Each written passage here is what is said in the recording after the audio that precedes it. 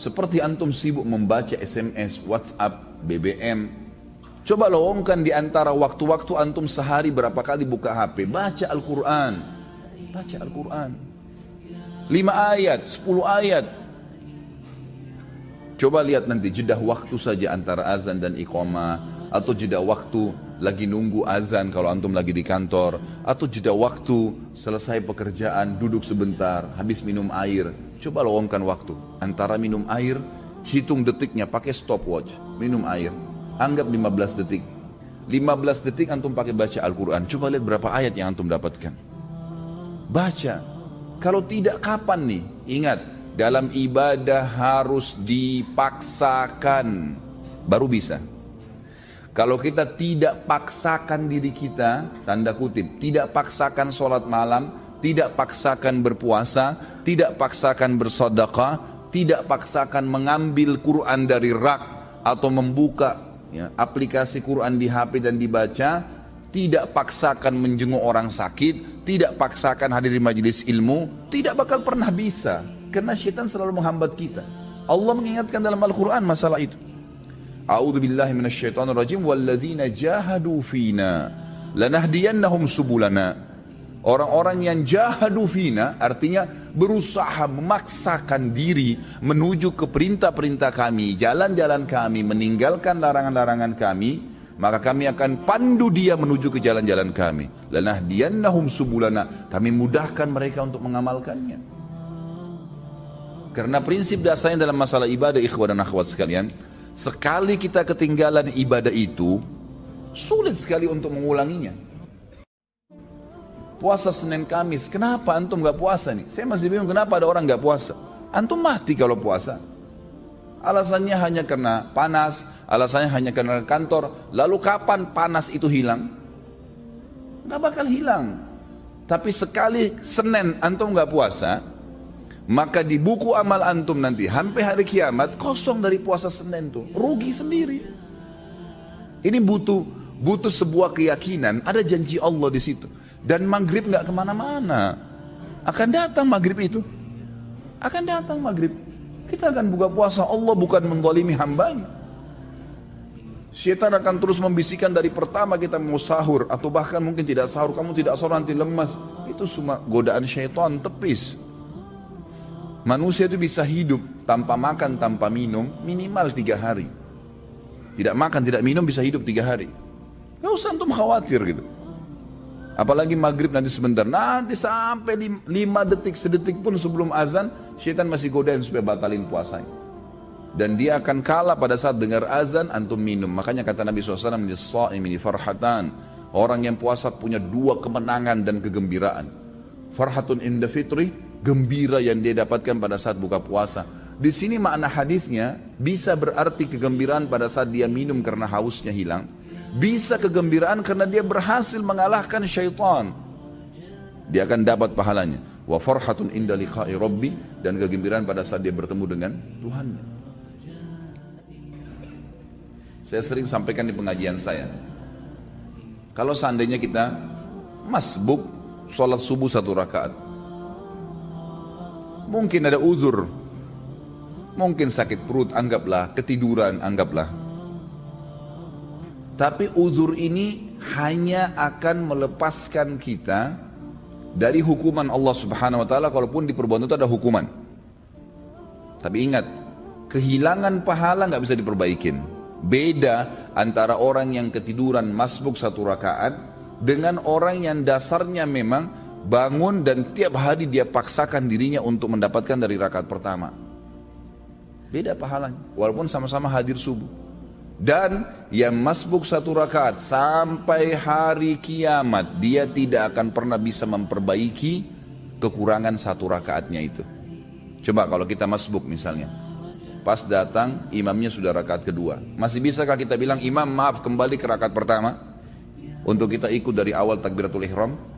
Gak bisa. Berarti orang yang ikut dari awal sama imam, dari Allahu Akbar sudah dicatat pahala oleh malaikat, dari iftitah sudah ada pahalanya, dari Al-Fatihah sudah ada pahalanya, dari surah yang dibaca ada pahalanya, ruku ada pahalanya, gerakan dan bacaannya, itidalnya, kemudian terus 1 rakaat sujudnya. Bukankah kata Nabi SAW, ya, Tidak ada seorang pun yang sujud satu kali untuk Allah kecuali Allah akan tinggikan derajatnya.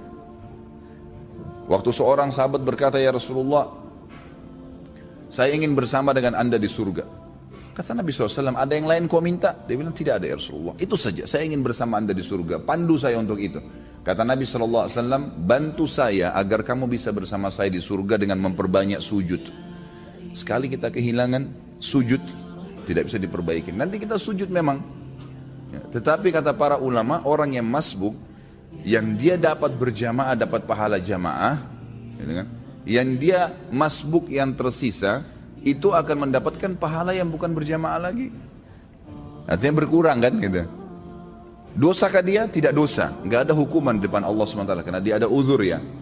Tetapi perlu jeli teman-teman sekalian memahami bahwasanya tidak bisa terulang peluang ibadah itu. Saya pernah menemukan seorang ibu dengan anaknya miskin, luar biasa pakainya saya lihat gitu. Saya habis ta'lim di kampung Melayu. Kemudian saya keluar, dia beri isyarat, minta uang gitu. Saya memang sudah niat mau membantu. Saya bilang sebentar bu ya, karena saya lihat ibu itu duduk di bawah pohon gitu. Saya memang sudah niat mau memberikan apa yang saya dapatkan dari ceramah diberikan oleh majelis taklimnya. Kemudian saya sholat dulu bu, buru-buru karena saya takut iqamah, waktu itu sudah azan. Saya pun pergi ke sana, kemudian saya sholat berjamaah. Saya lupa nih kalau ada yang minta tadi, habis sholat duhur, saya selesaikan juga sholat nafilahnya di situ ba'diyah duhur, baru saya pulang, baru saya kembali. Mobil saya parkir kebetulan di dekat majelis taklim dan dekat pohon yang ada ibu minta-minta tadi. Subhanallah tuh saya kembali, tiba-tiba saya lihat pohon tersebut, saya teringat, wah ada tadi ibu yang minta. Mana dia? Saya cari nggak ada. Cari keliling nggak ada, sampai saya naik mobil saya 3 kali, ikhwah-ikhwat sekalian putar balik di situ. Nyari ibu itu mana? Sudah nggak ada, sudah pergi. Pada saat itu subhanallah Allah masukkan dalam hati saya penyesalan yang luar biasa. Khalid, berapa menit tadi itu? Berapa detik kamu korek kantong kamu untuk kasih ke fakir miskin ini? Sekarang dia sudah pergi, kamu mau dapat pahala dari mana dari orang ini lagi? 3 kali saya putar nggak ketemu sama orang itu. Semenjak itu ikhwah-ikhwat sekalian saya tidak pernah tunda. Kapan ada kesempatan tidak boleh ditunda. Karena ini tidak bisa terulang lagi gitu kan. Nabi kita Muhammad SAW dalam hadis Bukhari selesai sholat asar, tiba-tiba berdiri dengan sangat cepat, lalu melewatin para sahabat ke rumah beliau. Sahabat semua heran. Kata para sahabat yang meriwayatkan hadis ini, kami heran melihat cepatnya gerakan Nabi SAW. Gak lama kemudian, sahabat masih berzikir, Nabi SAW kembali lagi dengan tenang, lalu duduk kembali menyambung zikirnya. Para sahabat bertanya, ya Rasulullah, mudah-mudahan ada kebaikan. Kenapa tadi anda melakukan gerakan begitu cepat? Apa kata Nabi SAW? Perhatikan. Kata Nabi SAW, tadi sebelum sholat asar, saya sudah mengumpulkan sesuatu yang ingin saya keluarkan, yang ingin saya bagikan, saya infakkan, saya sodakahkan. Namun, saya tadi tersibukkan, tidak sempat saya keluarkan sebelum sholat. Maka saya ke rumah saya, kemudian saya membagikannya seperti yang saya inginkan, lalu saya kembali berzikir. Jadi Nabi SAW pada saat lupa ingat langsung menyelesaikan, lalu kembali lagi berzikir. Bayangkan ya, bagaimana cepatnya Nabi SAW mengerjakan sebuah amal soleh. Jangan ketinggalan ikhwah-ikhwat sekalian. Sibukkan diri dengan puasa, sibukkan diri dengan ibadah. Jauhi tontonan, jauhi dengaran. Tidak ada orang yang terbagikan syahwatnya tanpa sebab, tanpa pemicu. Dia tonton yang tidak benar, maka muncul syahwatnya. Membayangkan yang tidak-tidak. Tidak mungkin muncul syahwatnya tanpa mendengar sesuatu. Tidak ada orang dengar Quran itu syahwatnya bangkit. Gak ada orang hadir majelis taklim begini dan disampaikan ilmu syahwatnya bangkit. Gak mungkin kan?